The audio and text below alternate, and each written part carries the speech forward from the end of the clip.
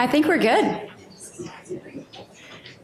Everyone seems to be in and seated, so I'd love to be able to get the evening started on time because we have so much to get to, and I don't want to waste any time so that we can get to as many questions also from you as possible.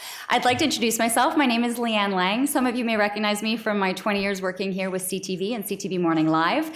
I have since had the opportunity to move on and to be able to do a podcast on health and wellness, and it's fascinating to be able to take what we normally had 4 minutes or 5 minutes on an interview in television and be able to expand it into an hour. And so you realize just how deep you can get into conversation. And so I'm really looking forward to the time we have tonight to be able to celebrate the work that is being done. I think what makes tonight very unique is the type of people and the amount of people that are here and the backgrounds from so many of you, from the researchers to the doctors and the physicians, from the social workers. And the fact that we opened it up to the general public is wonderful to be able to see so that we can get you the information that I think so many people are looking for, and also the opportunity to ask the questions that you are hoping to ask. It is a very big night tonight for one very important individual. So I would like to welcome you to the official night right now, which is the presentation of the 2019 Royal Mach-Gaensslen Prize for Mental Health Research. You were going to hear a wonderful presentation from Dr. McKillip himself, and to also understand the work that's being done and the type of work that's being offered by this foundation, which I am learning is quite fascinating, and that there are so many different initiatives that are available and are being done here in the city and across the country.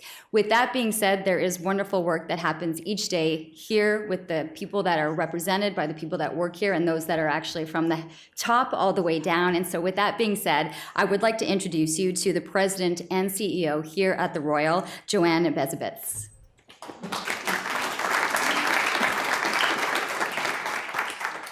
Thank you. It's a little nerve-wracking following an excellent speaker like this. However, I would like to welcome everyone, and I particularly want to welcome families and friends of individuals who may be dealing with substance use issues. And I think tonight we've opened the event to the public, and it's really great to see as many people who've come out to help celebrate this important award tonight. So thank you very much for that. This is a special night because in addition to learning about the important topic of substance use, we're also going to be celebrating and encouraging mental health research. Research is an integral part of what we do here at the Royal. Through exploring and pushing the boundaries of our knowledge in a way that's integrated with care and driven by the needs and experiences of our patients, we can create better futures for all people living with mental illness. We encourage groundbreaking, patient-oriented research here at the Royal and throughout Canada. That's why the Royal Mach-Gaensslen Prize for Mental Health Research is so important and exciting for us. The prize recognizes and supports researchers who look at mental health in innovative ways to drive treatment forward and improve lives. That is, the innovation that looks at new and better ways of doing things. Dr. James McKillip is doing just that. His research merges various areas of science to help us better understand substance use disorder, and he works closely with clinicians and clients in order to learn from their experiences and ensure that his research is applicable and helpful to people who are seeking care. Dr. McKillip's work demonstrates innovative thinking and originality, as well as a clear commitment to working in collaboration with other disciplines. These things are pillars of the Royal Mach-Gaensslen Prize for Mental Health Research. We are excited to be able to help Dr. McKillip's research grow. We are also very thankful to our wonderful partners at the Mach-Gaensslen Foundation of Canada, without whom this award would not be possible. We will now like to show you a video that tells you a bit more about Dr. McKillip's work. Thank you.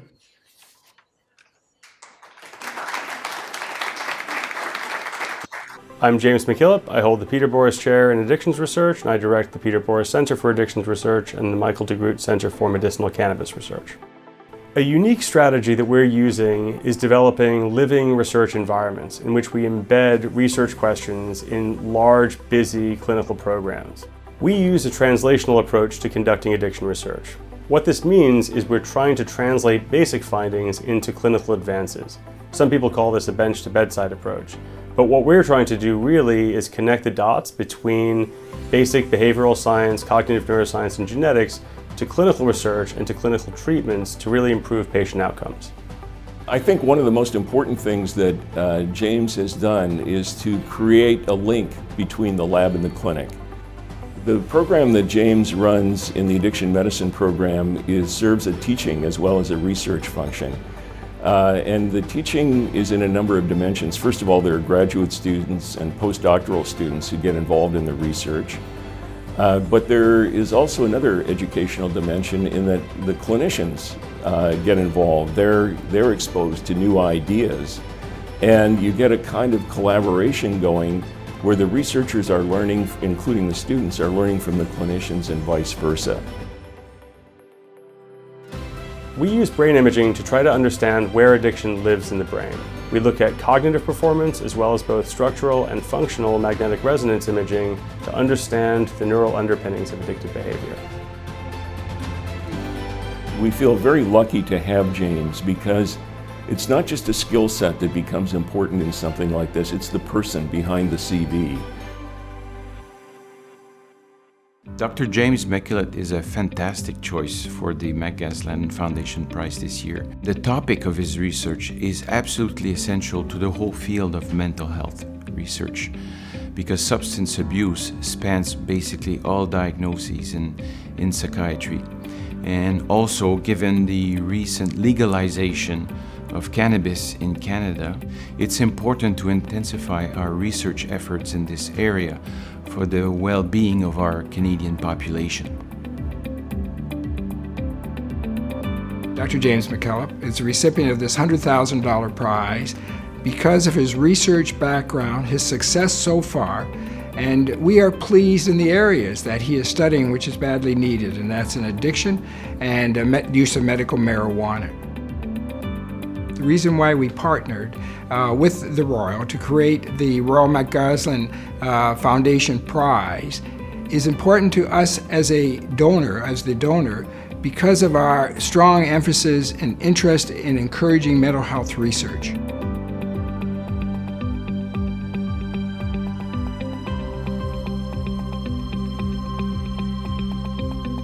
James has an ability to relate to clinicians, to other researchers. He's just a tremendous collaborator.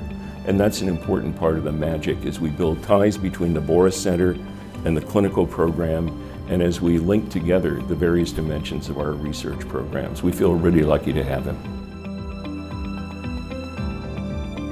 The Royal Mach-Gaensslen Prize is the most prestigious prize in Canada for mid-career mental health researchers, so it's a tremendous honor to receive the prize. More than that, though, it will allow me to be creative, innovative, and really exploratory in my existing research studies in ways that would not be permitted without it. And for that, I'm tremendously grateful.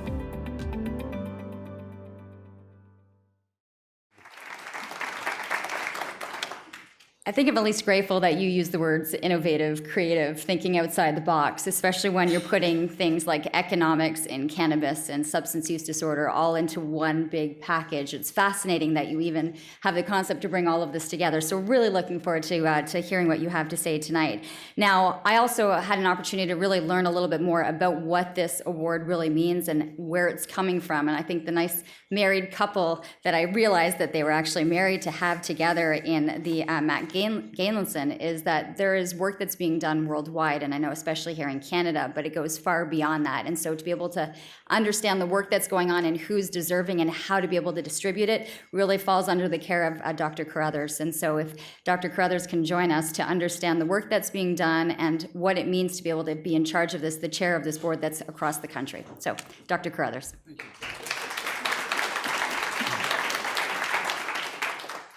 Thank you, Leanne.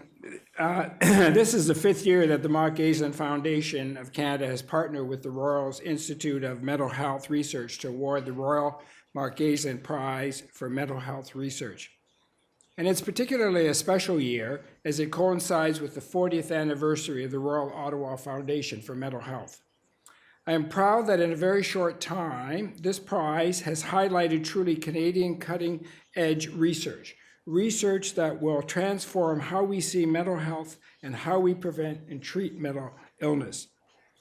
The prize offers substantial funding at a critical period in a researcher's career, between the funding phases for a young investigator and for the well-established labs.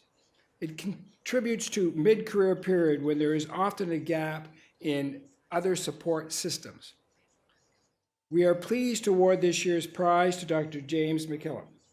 Addiction cuts across the spectrum of mental illness, frequently accompanying other problems, and is stubbornly difficult to achieve long-term remission in many cases.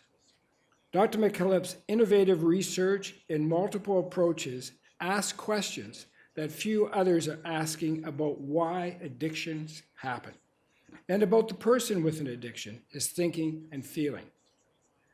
These questions must be amenable to solutions because those affect people.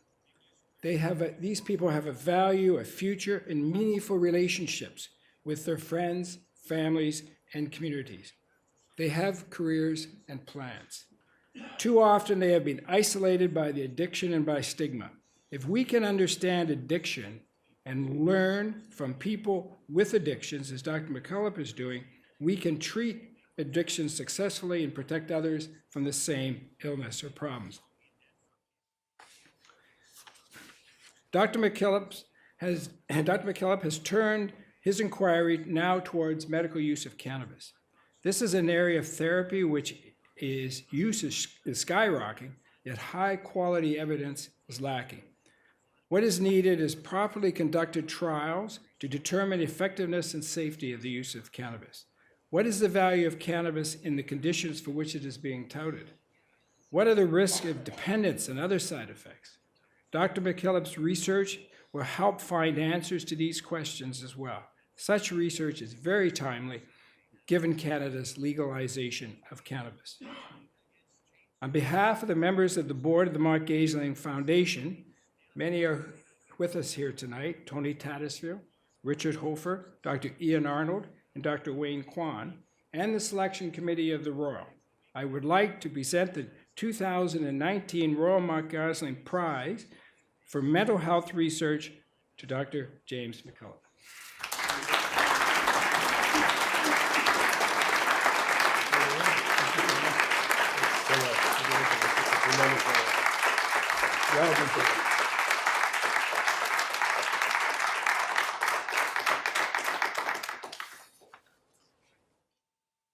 Okay, we'll listen to Dr. James McKillip now.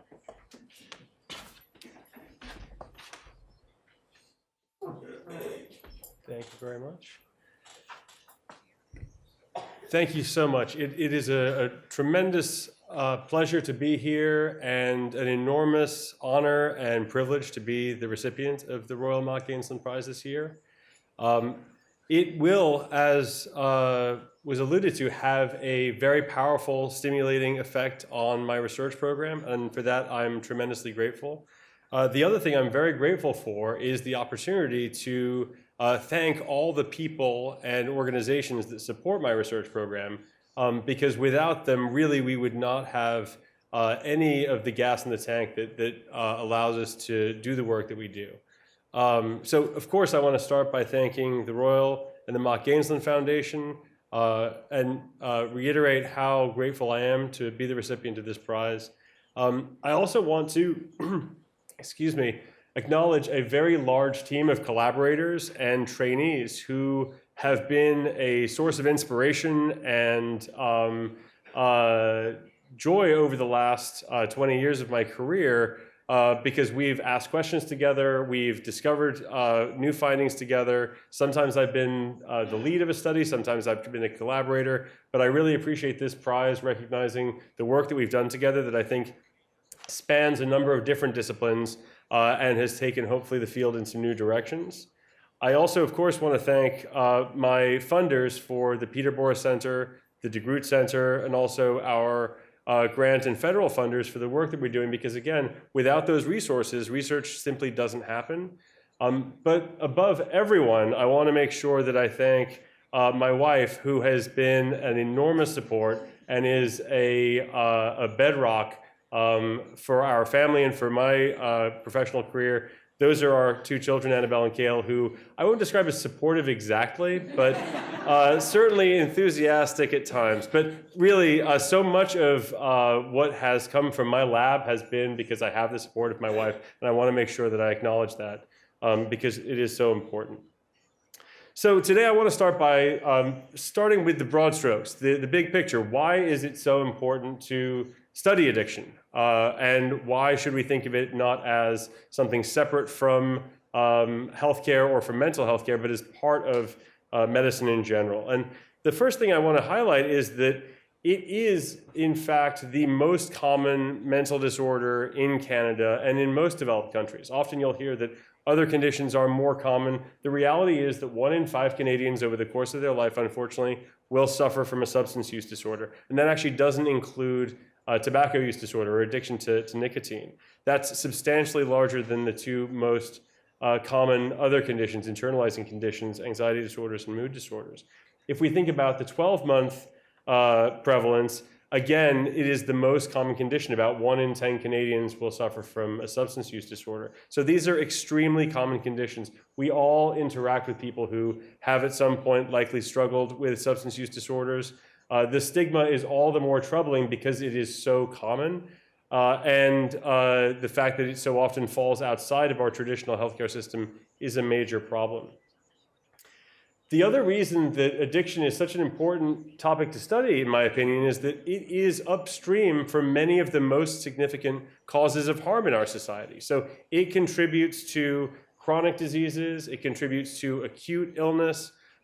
Different drugs do so differently. So for example, if we look at tobacco, I'm not sure, you can see that tobacco is at the top in yellow, and that primarily contributes to chronic diseases like respiratory illness, cardiovascular disease, and cancer. At the bottom in blue, you can see the downstream consequences of a lot of the illicit drug use that tend to be much more acute. So infectious disease transmission, overdose, injury, and death, sexual assault, physical assault, violence, suicide, homicide, motor vehicle accidents. The range of consequences are very broad. And for alcohol, actually, alcohol by some estimates is the most harmful of the substances to the extent that it contributes to chronic disease in terms of cancer, cardiovascular disease, and liver disease, but it also contributes substantially to acute illnesses, whether it be intoxication or overdose, motor vehicle accidents, infectious disease transmission, for example. So across these many different domains, substance use has cascading effects.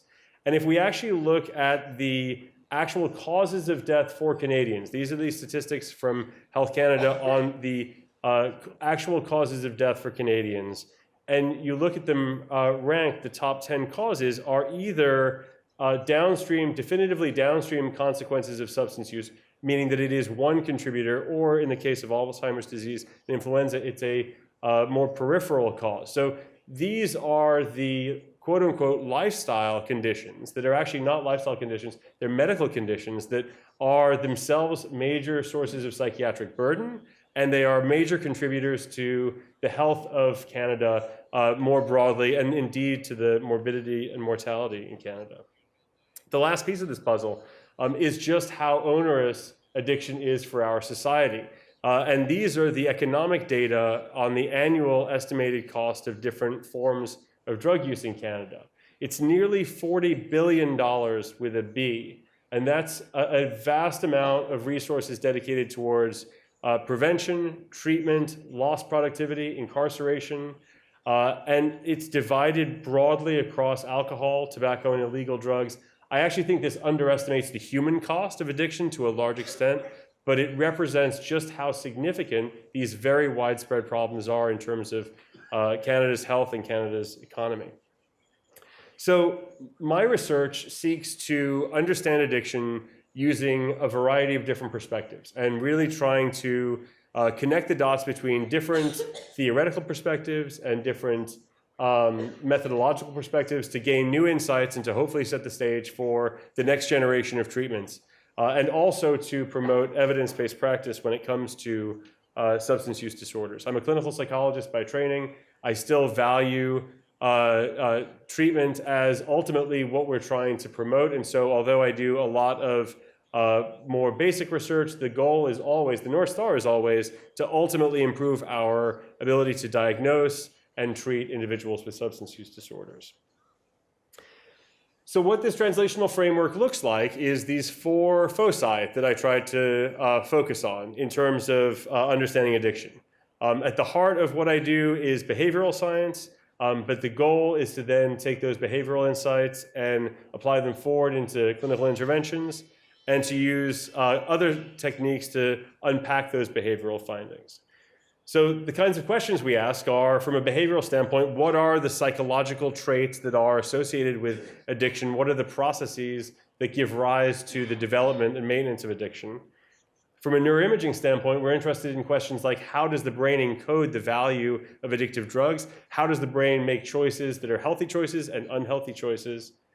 And in terms of clinical science, we're interested in how we can then convert those findings into improvements in diagnosis and treatment. And underlying each of those different domains, we're interested in how genetic variation influences variability. And so we think about how genetic factors contribute to variation that we see in the laboratory and variation that we see in the scanner and variation that we see in the clinic in terms of people's treatment trajectories. And we're interested in whether or not these different processes can be understood as ways of understanding what are still the largely obscure contributions of genetic factors. We know genes matter. We still don't really understand how to affect that kind of risk. So to give you a deeper sense of what this looks like, our imaging work takes place in the Imaging Research Center at St. Joseph's Healthcare Hamilton, similar to the Imaging Research Center right here at the Royal. Our behavioral science actually uses some quite unusual settings. So for example, we do more traditional neurocognitive assessment and self-report assessment, but we also have a borrowed laboratory where we can do behavioral pharmacology studies investigating how, for example, alcohol triggers change motivation and change cravings, how different medications change a person's response to alcohol and may ultimately be helpful in treating individuals. And on the clinical side, we are embedded in a variety of different settings to try to bring our research out of the laboratory and into the clinic. We do this primarily in 3 locations. We do it at St. Joseph's Healthcare Hamilton in our concurrent disorders program, but also in our community programs for men and for women.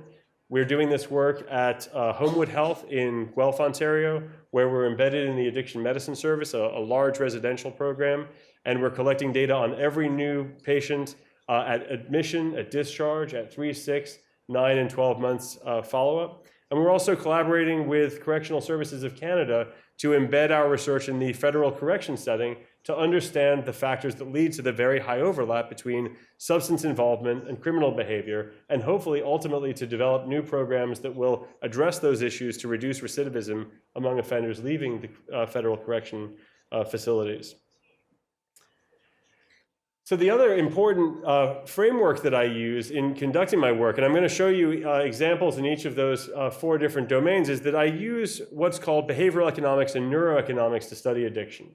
And I do this because behavioral economics is a field that tries to integrate psychology with economics to understand decision-making. And to me, decision-making is a critical part of understanding addiction.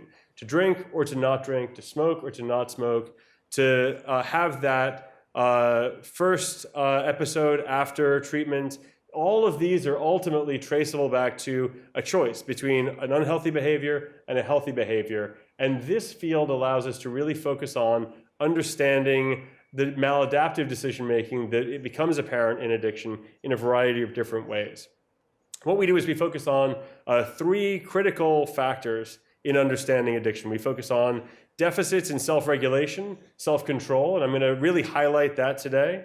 We focus on overvaluation of drug reward. How is it that people come to overvalue drugs relative to health, to family, to friends, to relationships, to their vocation?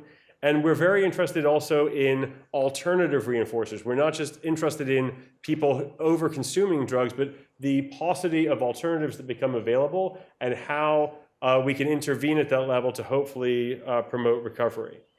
Now, in each of these different domains, where there are fairly precise and quantitative ways of characterizing these exact kinds of processes, these are the technical depictions of each of these domains. What I'm going to focus on today is in the top left hand. It's something called impulsive future discounting. This is one of the three processes that we focus on the most, and we're going to go around the horn to focus on the behavior of future discounting, where it lives in the brain, where it lives in the genome, and how we can use this kind of psychological process to understand addiction and also ultimately to hopefully improve treatment.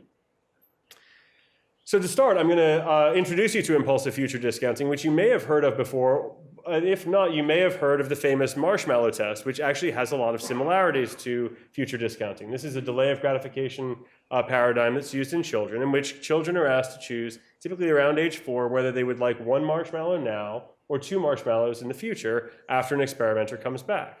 And the task is relatively straightforward. It's basically measuring temptation for immediate gratification versus delayed gratification. And what's fascinating about it is you get a very broad distribution of responses. Some kids are very stoic. They're able to perfectly restrain themselves. Some kids just eat the marshmallow right away. They want it immediately. And other kids will try and struggle and eventually break down and eat the marshmallow, but they will really engage in that temptation. And this distribution of performance is fascinating in part because outside of addiction, in developmental psychology, it predicts social competence, it predicts academic competence, it predicts ability to regulate frustration later in life. It's been shown to predict standardized test scoring. And in one study, it even showed lifestyle health behavior at age 40 based on the marshmallow test at age 4, an order of magnitude in terms of life years later. So in some ways, it's a remarkable assay for lots of different aspects of normal psychology. But in the context of addiction, it's very relevant too, because these are conditions of overvaluation of immediate reward. These are conditions in which the smaller immediate gratification has become prepotent in a person's life. And so we measure impulsive future discounting as a key process. We obviously don't use marshmallows, but what we do is we use experimental tasks that ask people systematically their preference between a smaller immediate reward relative to a larger delayed reward. And so just by show of hands, for example, who would rather have $1 today relative to $100 in 3 months? All right, that's fine. 2 people would. By show of hands, who would rather have $99 today relative to $100 in 3 months? Virtually everyone.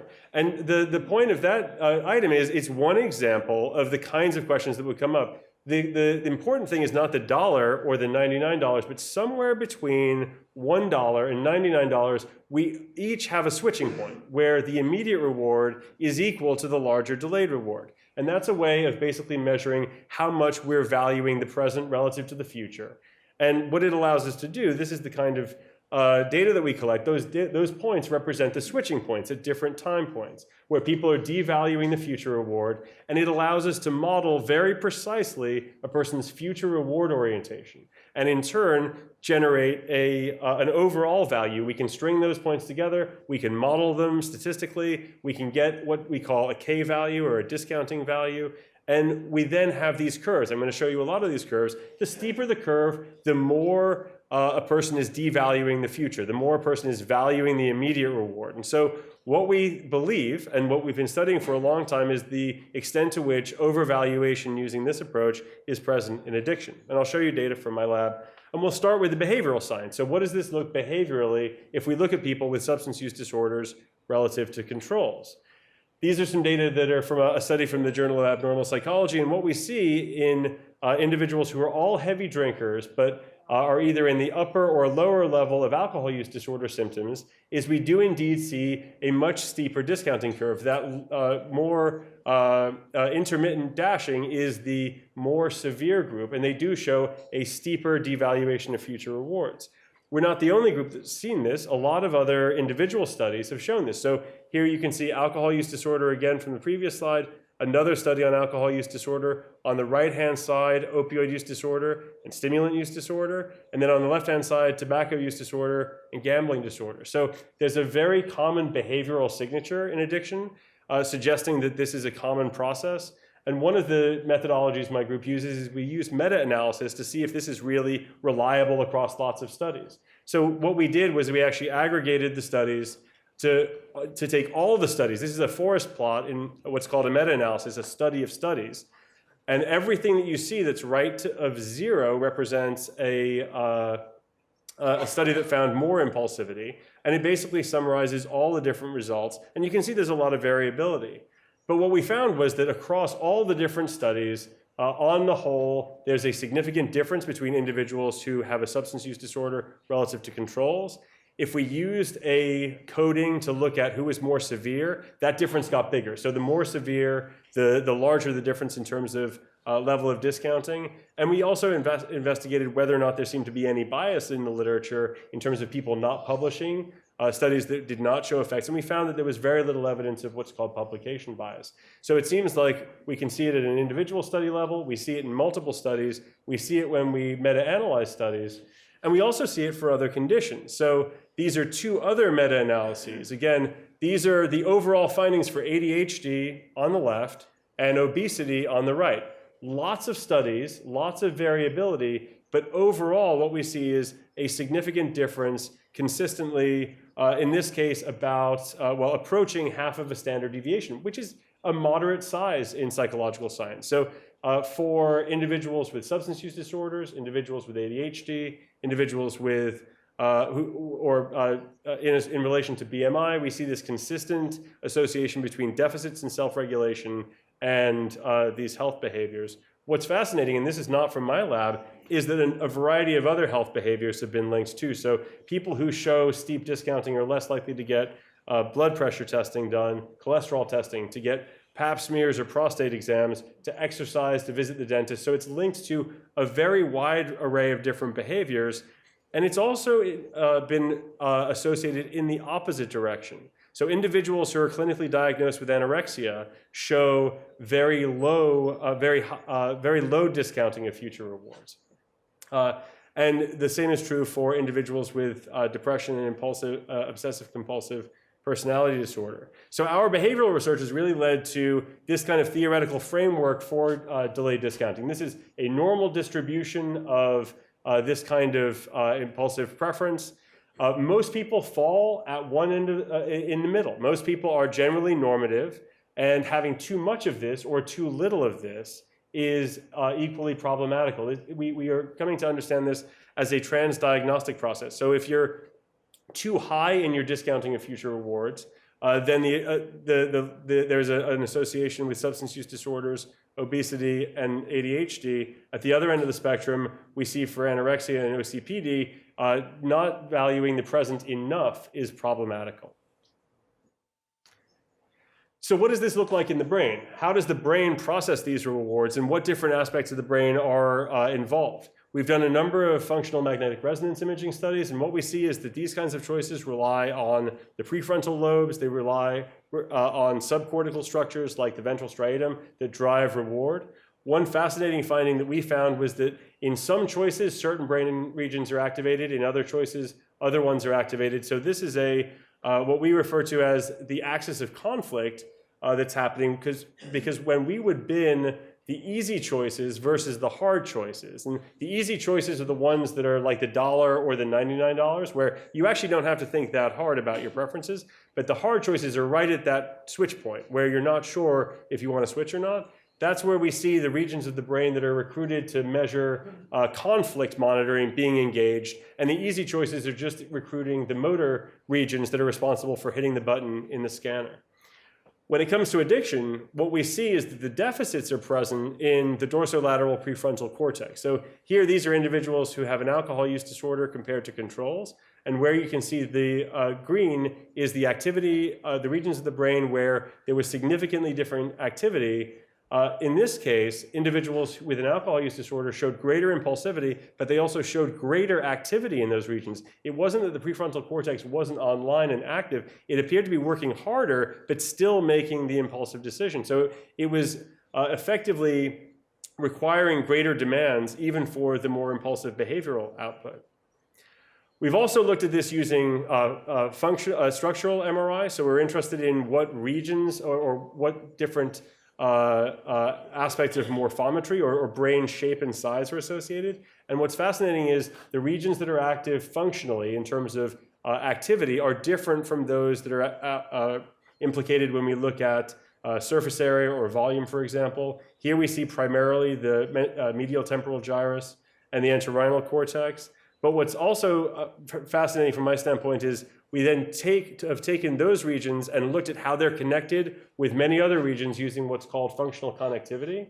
And what appears to be the case is that the regions that are associated with the brain structurally are linked to other areas functionally that are associated with future forecasting, episodic thinking, and generally forecasting about the future. What about in the genome? What does this look like? Well, one of the big questions is, as I alluded to, how do genetic factors contribute to addictive behavior? And one of the questions we asked very early on is genetic variation related to a person's level of future discounting? And this was actually our first study on the topic. And what we found was that a specific variant in the brain that had been linked to having fewer dopamine D2 receptors in a motivational region of the brain was also associated with more impulsive discounting. So this variant that had been linked in many studies to different forms of addiction and is associated to differences in D2 receptor density was also associated with overvaluing smaller immediate rewards. And we've then gone on to do a wide variety of future studies. One of those that I think is particularly interesting was in partnership with the personal genomics company 23andMe. And they actually gave our task to 25,000 of their customers and then looked at how genetic variation in those 25,000 individuals varied in relation to future discounting. And what we found at the top there is you can see for those 25,000 individuals, for over 11 million tests, we were able to identify, that's a Manhattan plot, all of the millions of tests showing where the greatest signal was in the genome. And we identified a whole raft of new variants that hadn't been identified before, for which we required lots and lots of statistical power to identify.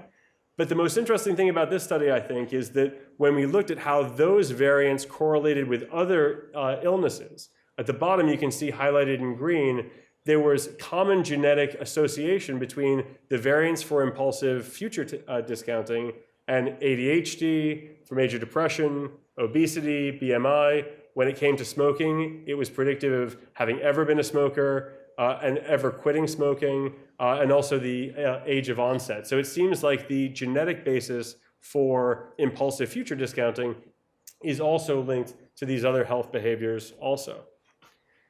The final thing I want to highlight is how this relates to treatment. And I want to go back to a finding that I showed earlier that has intrigued me for a long time. And this was one of the earliest studies on smokers, and it showed that smokers, unsurprisingly, based on everything we've talked about, show very steep future discounting. But if you look at never smokers and ex-smokers, they look virtually identical to each other. You can see those lines are absolutely overlapping. And that suggests one of two things. Either the ex-smokers are changing their discounting after they quit smoking, or people who are not impulsive discounters are able to quit smoking. And it may be that it's a prognostic factor that predicts whether or not a person is going to be able to change their behavior. So we did a study in the context of a NIH-funded clinical trial to predict whether or not to use delayed discounting in the context of smoking cessation to see whether it changed over time or whether or not it predicted whether or not people did well or poorly. And so these are our findings. On the left-hand side, you can see the statistics, which do show that it was a significant predictor of days to lapse in the smoking cessation program.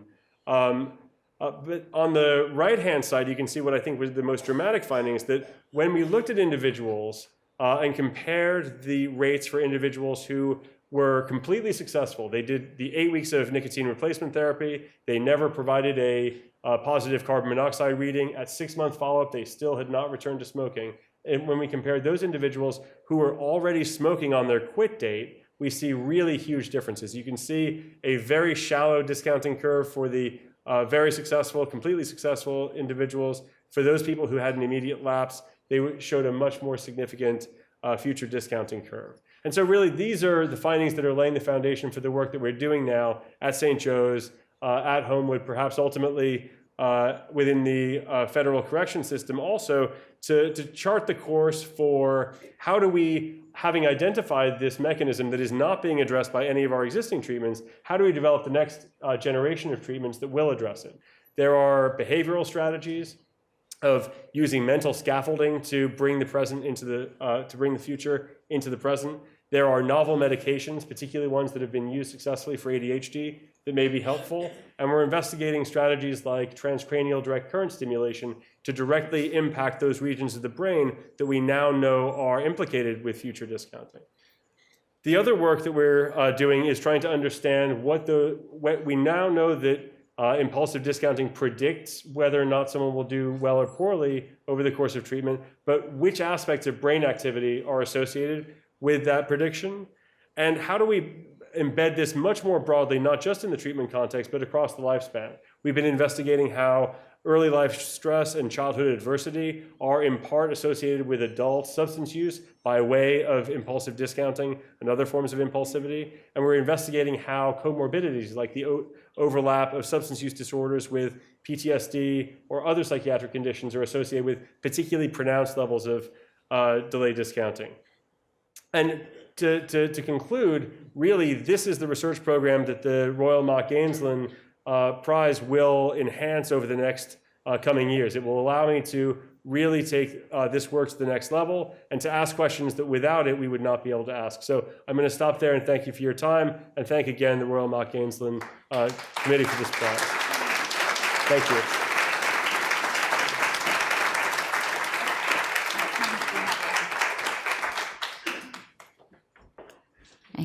How many people have questions ready to go? Because mine were adding up over here. All right, so I'm going to have Dr. McKillip, I'm going to have you take a seat. We're going to start with the fireside chat, but we're also going to be bringing someone else up with us because I think the dialogue and understanding between the science and what is happening and the research and how it actually is going to trickle down and affects the people here and the work that's being done. I'd like to be able to welcome also for the fireside chat Dr. Kim Koreis. So she is a clinical psychologist and researcher specializing in substance use and concurrent mental health issues. She earned her PhD in clinical psychology from York University in 2008 and is currently the Royal's Director of Research and Program Development in the Substance Use and Concurrent Disorders Program, as well as clinician scientist at the Royal's Institute of Mental Health Research.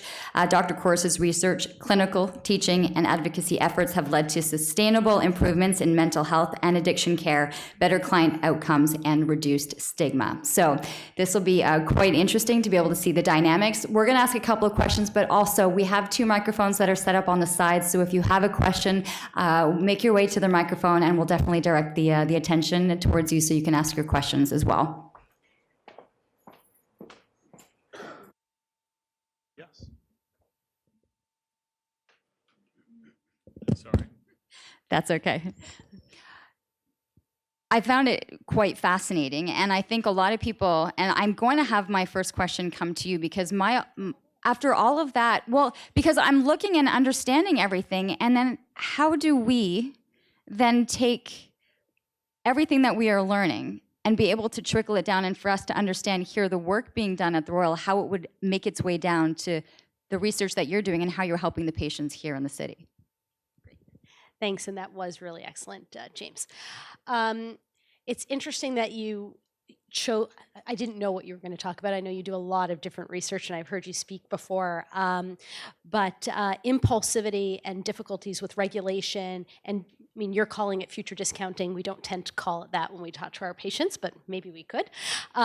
Just the issues of delay of ratification. How do you manage those immediate cravings? These are the very things that many of our patients are struggling with every day. And we, in our programming, try to use emotional regulation skills, distress tolerance skills, craving management, things like, hungry what do you do when you're hungry? What do you do when you're sad? What do you do when you're mad, right? Those kinds of skills. And how do we use that as for relapse prevention or helping people feel more well? And if we're able to do two things, one, figure out prognostically who's going to do well and who may struggle to do well, maybe we can do something different. And also, if we know this may be one of those important targets, then you can change your interventions to target that, because it looks like it's going to be an issue for all people regardless, but then how do you actually do that to do some predictive work to personalize the way we actually provide treatment as opposed to giving people similar doses and protocols? A lot of and I'm a little intimidated, right? Because I understand how much science and educated and wonderful people we have here in the audience, but I was looking at it from my perspective, asking, is any of this able to be done with people prior to even having any issues? That, like I know a lot of the studies were dealt with people and where they were on that spectrum, but to be able to, is there an age, is there an understanding before they're even presented with nicotine or alcohol or drugs that you would be able to look at our youth or in the system, what point would that actually start to change? I think that's a great question, and it is arguably one of the most open areas of research. As a clinical psychologist, I'm always thinking about treatment relevance and applicability, but from a prevention standpoint, learning skills to focus not on the present but on the future and to regulate more effectively could be hugely influential. And to my knowledge, the existing prevention programs that exist don't really provide that at all. In many cases, they have been shown to be effective, but they don't really focus on this kind of regulation. So I think that is another future direction, to be sure. I'm thinking of my grade 9 student coming back from class to say, we did this really interesting quiz today, Mom, and it was, where on the spectrum would I want to be able to have that gratification or not, and to be able to see 10 years down the road what that actually kind of meant in a certain aspect. One of the things that I know had been done in the research, and you didn't touch a lot on in the presentation, was the inclusion of cannabis. And so I'm still of the mind frame, and I still see the commercials when I was growing up of the fried eggs and this is your brain on drugs, and it scared the crap out of me, and it worked. The campaign really worked. So now having the dialogue and discussing cannabis and CBD with openly at a dinner table with parents, it's changed the course of the conversation. So where does, as we were learning with the economics part, where does the cannabis section come into what you're looking at? Great question, too. I wanted to make sure that we'd have plenty of time for the fireside chat, so I didn't include a lot of slides on cannabis. But I think that you'd have to be living under a rock in Canada as a substance abuse researcher nowadays to not realize how relevant cannabis is and how important it is that we study it more. And also really do a lot of knowledge translation, because I think there's a lot of misinformation out there. There are a lot of myths, and I think that there were good attempts made by public health over the course of legalization to get the right information out, but that's just part of the process. It has to continue. From my standpoint, I focus on cannabis as an addictive drug, but I also direct the DeGroote Center focusing on medicinal cannabis, because that's an area that I think is a particular high risk. We're not pro-cannabis or anti-cannabis, but we are pro-evidence, and the reality is there is sometimes scarily little evidence to support some of the applications of cannabis for medical purposes. And so what we're really trying to do is to promote an evidence-based perspective and conduct the basic and applied trials that will give people good answers for whether or not they should try it for a given condition.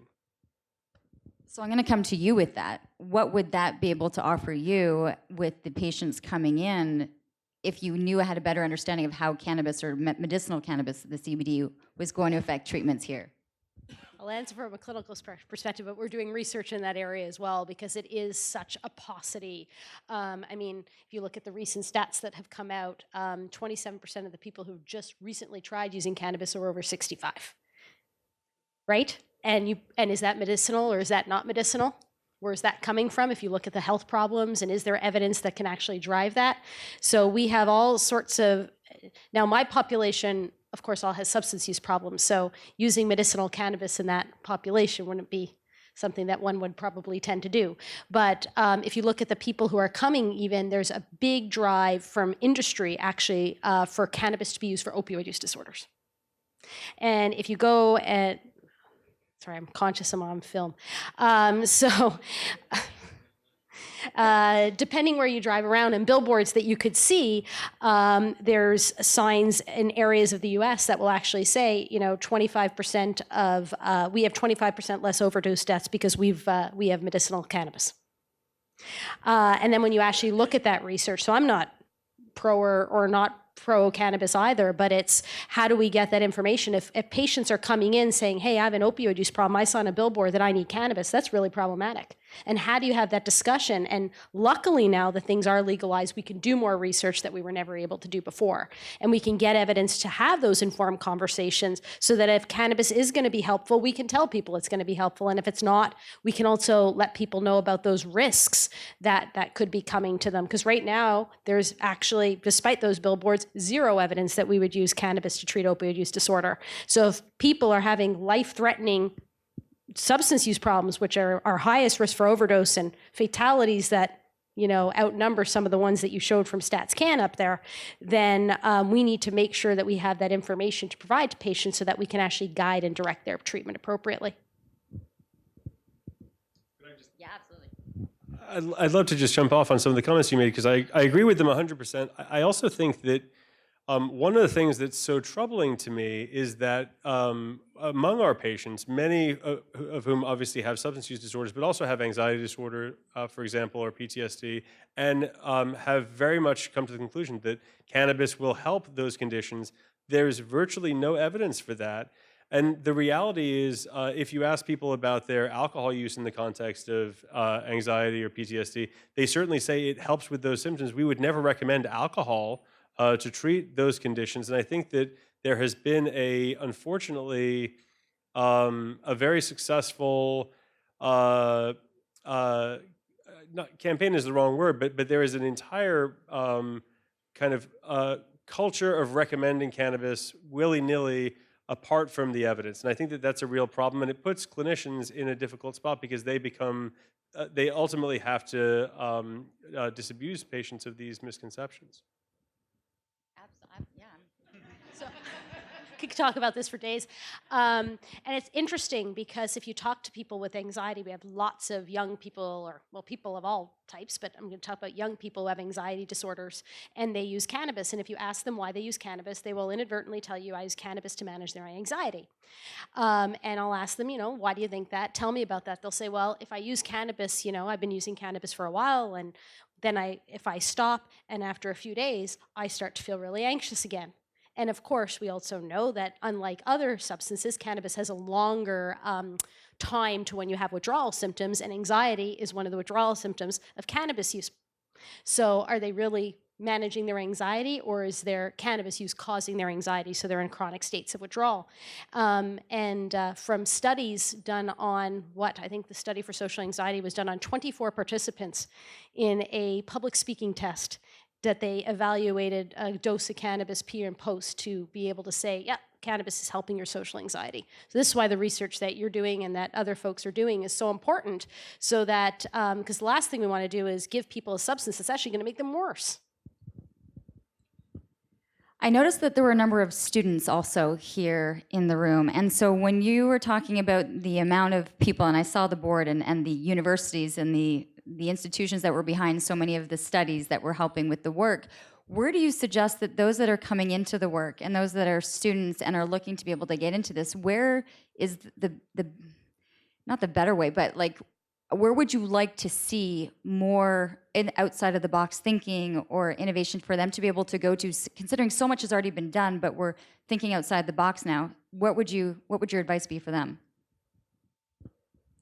I think that this is an almost thrilling time to be a student. I think I often wish I was one of my graduate students because I feel like it's a very exciting time for the field. I think that more so than when I was training, there is an appreciation of multidisciplinary perspectives, and the siloing that has often happened in academia has been diminished to a large extent. And I think that where some of the most exciting innovations are coming from are not from psychology or psychiatry or pharmacology or economics, but they're coming from these interesting collisions that happen between disciplines. They're people who are interested in using computer science and psychiatry to think about new health informatics. There are people who are using math to then create novel algorithms to predict who does well and who does poorly. And I would encourage people who are interested in these fields to really pursue what engages them, what they resonate with, and to be open to not just pursuing a career in one narrow area, but being open-minded about the many different perspectives that are being brought to bear now. So it's not necessarily medicine, psychology, we're looking at it from economic standpoints and business and behavioral in that sense. It all matters. Do we have any questions, by the way? Oh, perfect. Hi. So I work in the concurrent disorders field. I'm a social worker. And one of the things that I find, a lot of people don't have much hope for their future. And I'm wondering if you can speak to how, if this is an area of fostering hope for a meaningful future, if that might sort of lessen the discrepancy between my impulsive behavior to relieve the need in the moment and the future consequences. I absolutely think that that's the case. And one of the, I think, really problematic, persistent myths about substance use disorders is that they are so chronic and that people do not have a positive trajectory. The reality is people do get better, people do recover. The common definition that we use of addiction as a chronic relapsing disorder, I think actually breeds more discouragement than benefit. And I think that in the context of this kind of a mechanism, helping people to really deeply engage with a future self that has recovered or is in the process of recovery, and making that future self much more salient is one way to hopefully inspire more hope, because hope is one of those things that we know across different modalities of treatment is a big predictor of success in not just substance use disorder treatment, but also in a variety of different for a variety of different conditions. So I think that even though the mechanism might be focusing on pulling oneself out of the present and into the future, hope would also be a natural concurrent mechanism by thinking about that future of abstinence. Hey, Ashley. Ashley's a rock star social worker who works with us. Anyway, I think it's also, you mentioned the thing about recovery, and we don't often talk about recovery. And I think people don't talk about recovery from substance use because to talk about recovery means you have to admit you had a substance use problem. So unlike when we hear survivors of cancer and people run for the cure or all that, you don't see that as much in substance use. And one of my good friends and colleagues, Gord Garner, who works at CAPSA and does work in peer support, will say there are lots of people, they're just hiding. So I think one of the important things that we can do from a public health prevention, but also from inspiring hope, is have the many people, many who may be in this room today, who have struggled with an alcohol use problem, who have struggled with a substance use problem, to say, hey, I had a substance use problem and look at where I am today. And we as a society need to make that a safe place where that wouldn't mean that they're afraid to go to work tomorrow because someone won't think that they'll actually be able to do a good job. Well, it's amazing to say that. And I had Gord from CAPSA on my podcast, and the one thing that I walked away and changed was the changing of the dialogue.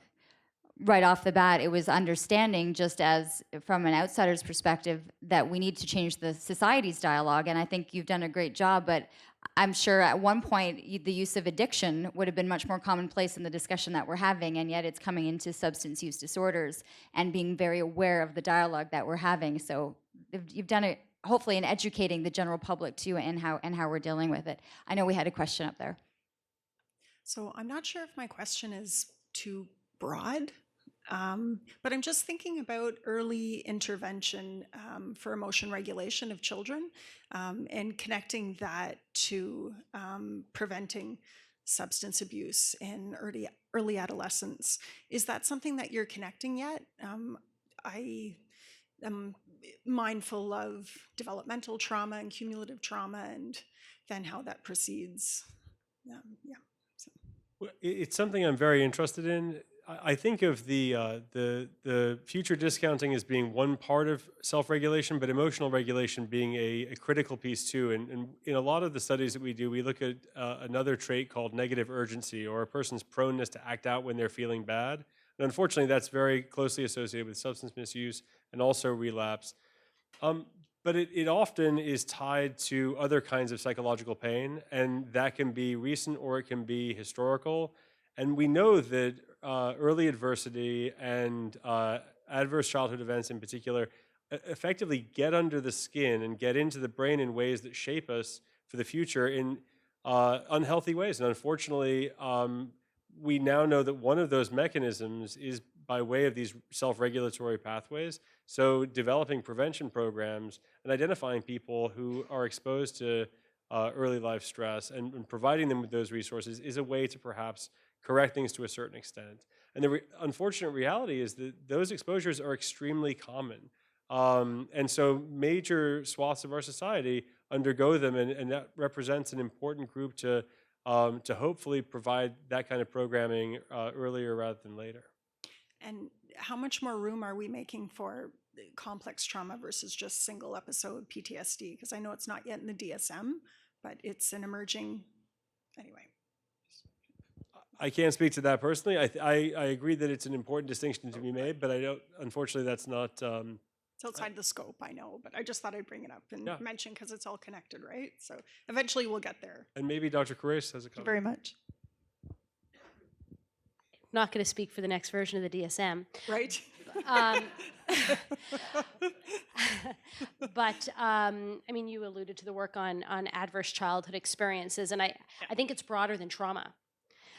We talk about trauma, but often when we think about trauma, or at least the patients and families I talk to, they conjure up, sexual abuse, physical abuse, that kind of stuff. But when we look actually at adverse childhood experience, it's much broader. It's neglect. It's having a parent who has a mental health problem.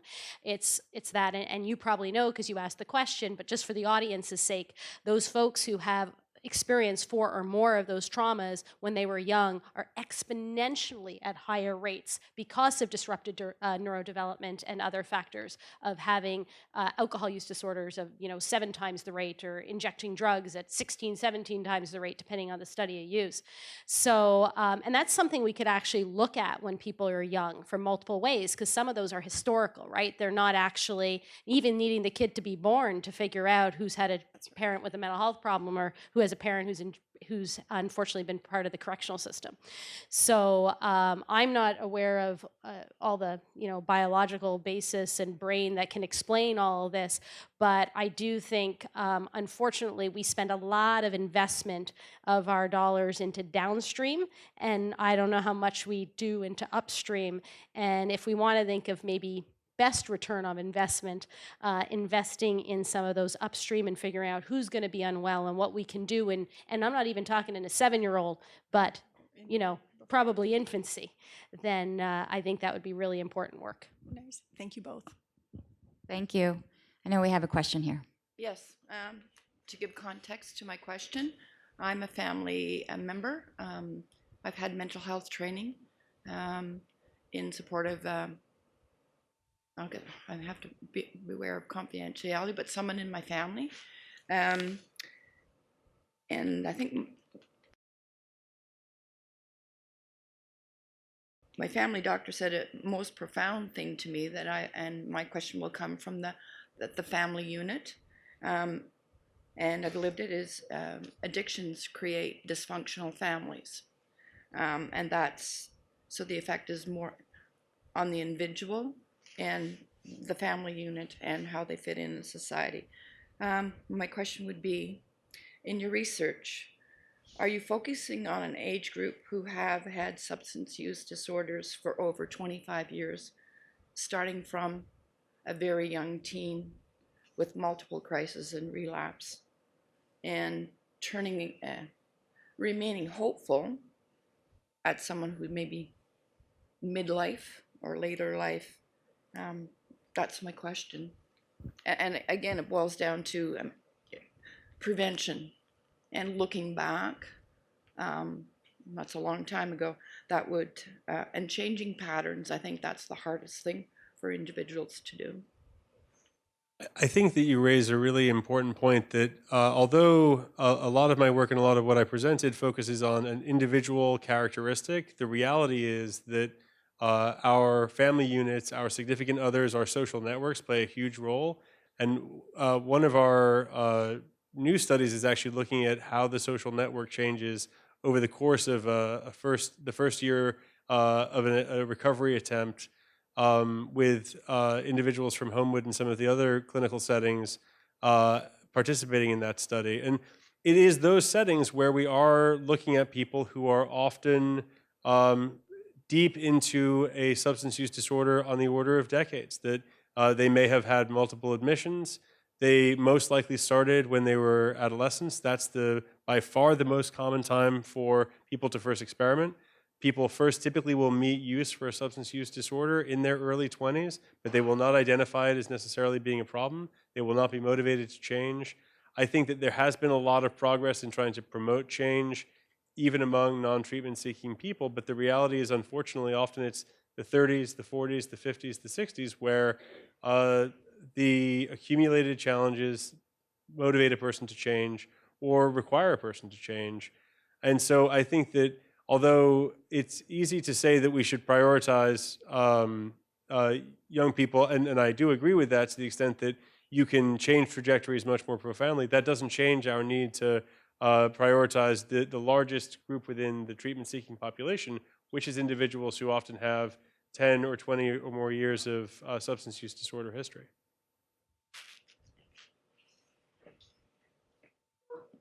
We have a question here. So Dr. Krass had alluded to stigma and how that's such a big barrier for people trying to seek treatment and not necessarily wanting to admit to their experience with their substance use disorder. So I feel like in this type of environment, we're more aware of that and we are careful of our language and realize how that can be stigmatizing for people. But I think in the outside of this realm, we still see a lot of stigma around substance use and addiction. So I'm wondering how we can take this type of research and implement it not only into practice, but also how to break down that barrier for the public so that people feel more of an opportunity to seek treatment. I think it's a great question. One of the things that I would want to encourage everyone to promote is person-first language, and to not think about people as being addicts, but as people who have substance use disorders, and to apply that really beyond this area too. People are not schizophrenics, they're people who suffer from schizophrenia. We should not be defined by the conditions that we have. And I think that by promoting that kind of perspective, that we are much more than the illness that we have, we can combat stigma to a certain point. In some ways, I think that for people who are in recovery, it is important to create settings in which people feel comfortable talking about that as an achievement. I think it's a lot easier to see people who have not been able to change than the people who did successfully change and have done so for a long time. They become invisible, and in some ways they self-stigmatize by not wanting to talk about the fact that they had a past that they now may feel judged for despite having been successful. So I think it's in our language, and it's in creating a context in which people can safely say that they struggled with something, it's behind them, and they are among the millions of people who've done so and are successfully in long-term recovery. I like to say we're maybe recovery allies, and that's language that has been used, and allies working together with folks who have, because if we're looking at anti-stigma work or whatever, contact-based education, so having folks who have lived in living experience being at the front and center, a lot of that work does, because it really reduces the otherness of the work. Otherwise, it's always somebody else, somewhere else, sometime else, and it's never one of ours.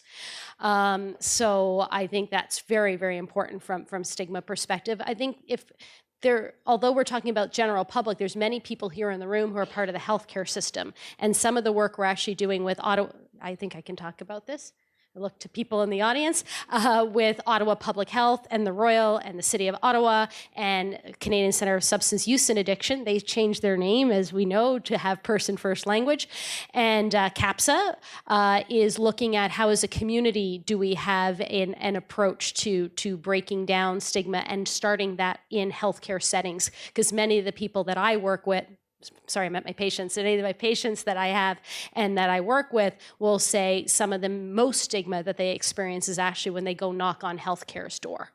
So how do we expect people to get help when the door they're knocking on just feels like everywhere else that they go? So I think it's incumbent upon us as care workers to take some of that on, to lead that movement towards substance use disorders having the parity of other health conditions, understanding it as a health condition and not as a choice or a moral failing and a weakness, and figuring out how we are a place that feels safe and open to listening to those folks who need our help. Thank you. I see we have another question. Hi, I'm glad you talked briefly about CBD, which I think everybody knows probably 3 or 4 people who are interested in trying or are trying for a wide variety of reasons. I know of one situation where the family wanted like a real medical assessment, whether it was to be an appropriate prescription, and went to one of the places with a big website. I won't say the name, I can tell you after if you want, but it seems like it has clinics all across Canada with doctors. And they had a very long history form to fill out all sorts of things. One of the questions was, do you have issues with appetite? When they finally got the printout of their form, it had translated that into meaning loss of appetite, because I guess their implication was that these are people with chemo or things like that, whereas in fact this person had the opposite problems, metabolic syndrome on antipsychotics, so was increased appetite, but that wasn't a choice. It was just, do you have an issue, yes or no? So it was translated into that, which I found very disconcerting, because I'm sure we've all heard it described as the Wild Wild West versus Wall Street. It's a huge business which is coming. My question would be, for all of the people who are using it, I understand that there's not a lot of proof yet for everything it's for. Are there any situations in which it would be dangerous other than wasting money? Great question. I think that when it comes to CBD, the good news is that because it's non-psychoactive, it is not impairing, and the harms seem to be relatively low. But the reality is it is not biologically inactive. It's strong enough to be helpful in some conditions, particularly the refractory pediatric seizure disorders. And when it's taken in high doses, as in those trials, it does have a meaningful side effect profile. It is metabolized by the liver, and it increases liver enzymes, suggesting that it places some burden. There are concerns about some of those consequences. It's non-psychoactive in the sense of not producing a high, but it does, again, in high doses, create fatigue and somnolence.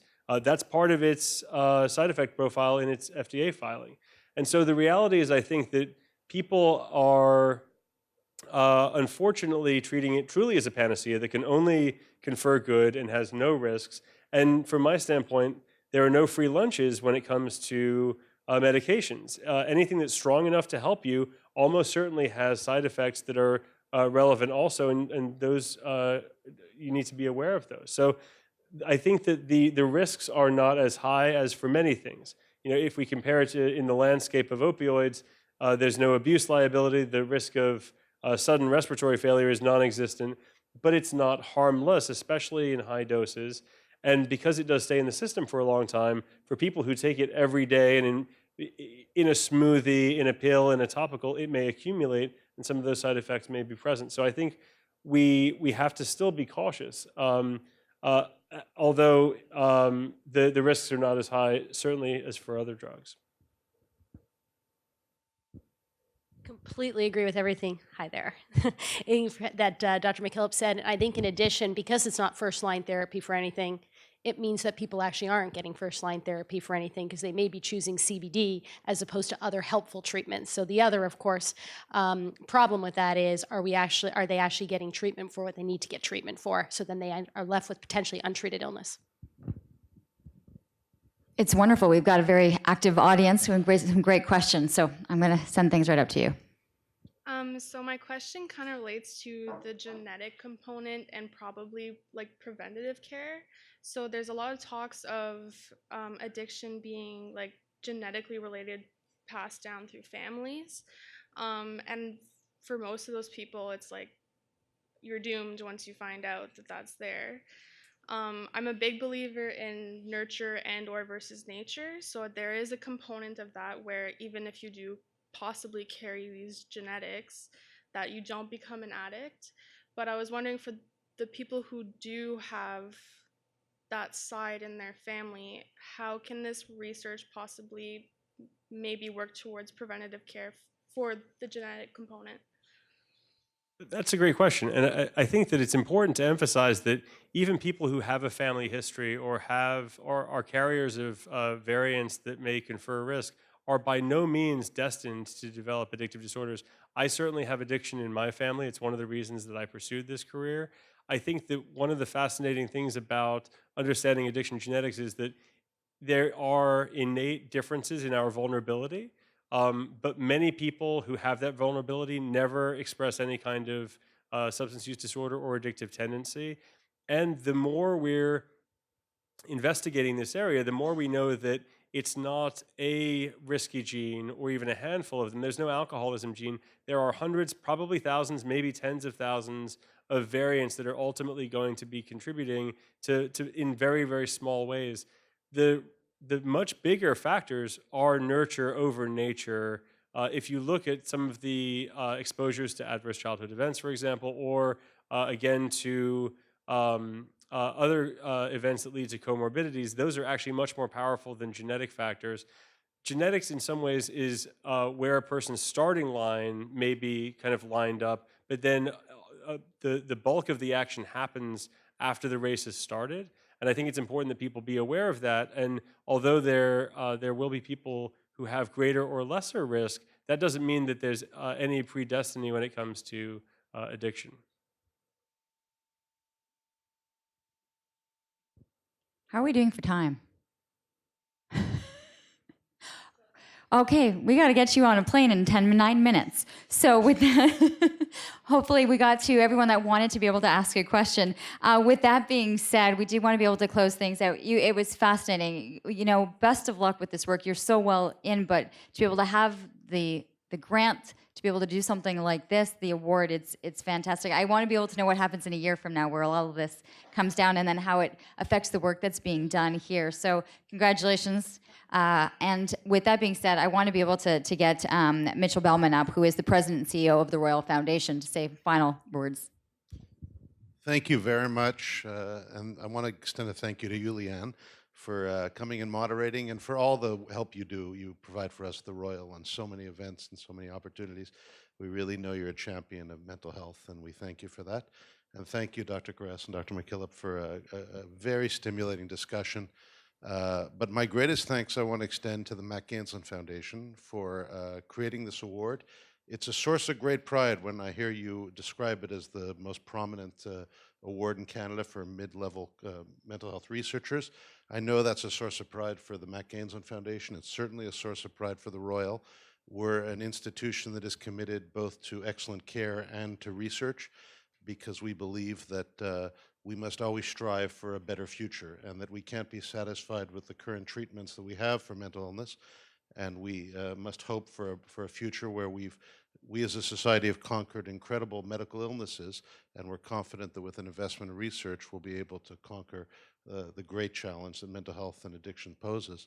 And I know we, with partners like the Mach-Gaensslen Foundation, we look forward to a bright future. So thank you all for participating. We hope to see you again at future conversations here at the Royal, and have a good evening.